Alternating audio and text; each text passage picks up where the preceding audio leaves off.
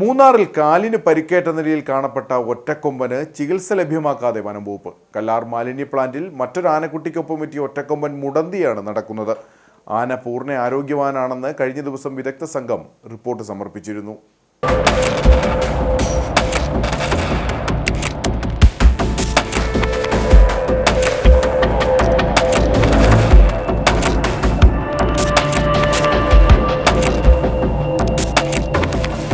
കഴിഞ്ഞ മാസം ആദ്യവാരമാണ് പടയപ്പയുടെ ഏറ്റുമുട്ടലിൽ ഒറ്റക്കൊമ്പന് പരിക്കേറ്റത്. ഇടതുവശത്തെ മുൻകാലിൽ മുറിവ് സംഭവിക്കുകയായിരുന്നു. തുടർന്ന് അസിസ്റ്റന്റ് വെറ്റിനറി സർജന്റെ നേതൃത്വത്തിലുള്ള സംഘം ആനയെ നിരീക്ഷിച്ചു വരികയായിരുന്നു.